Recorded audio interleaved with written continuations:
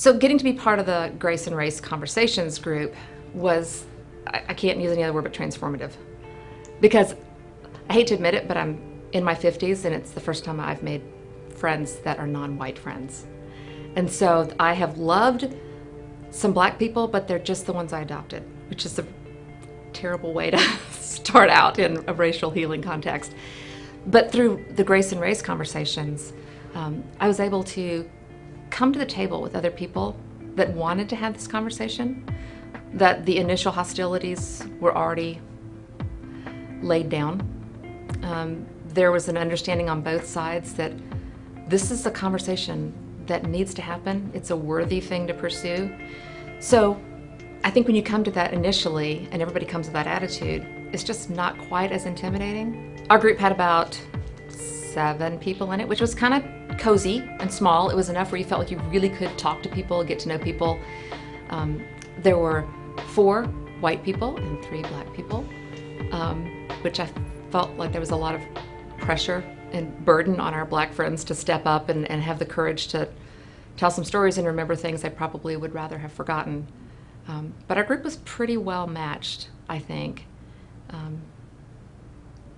And everybody, I think, came away surprised, black and white. I think people were surprised to hear what the other person had to say, surprised to hear that, that white people really didn't know what the experience of black people has been. I think that was astonishing to some of our new black friends, which is heartbreaking.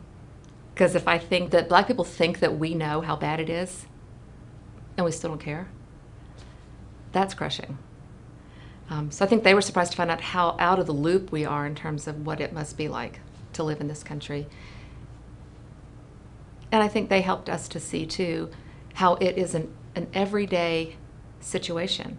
It's not a once-in-a-while issue of racism, but it's a constant living with caution and question and trying to filter people's responses or what you should or shouldn't do. And I had no idea that it was that level of cautious interaction that people were having to live just to live in majority culture. I think I went from racial arrogance maybe to realizing I've been incredibly ignorant to having a lot of empathy and wanting to know how I can maybe leverage all this white privilege that I do have and leverage my voice in a way that makes a difference. I think it was the group that made me feel like that was a possibility. Well, I hope it's contagious. I hope that the next thing that happens is that friends of ours, as it's already started happening, say, what's that thing I keep seeing on your Facebook? What is that thing you guys are doing with that other church? I think the interest is there. I think people just need permission. And the Conversations movement gives people permission to come to the table and to bring their questions in an environment where everybody there is already planning on talking about this topic. And everybody there has decided to lay down defenses and offenses and not to get sidetracked with politics as much as possible, but just really to talk about the experience and the heart of the matter. So I think white America is hungry for that. I think we've been scared for way too long. And it's time to put our fear aside and take the next step forward.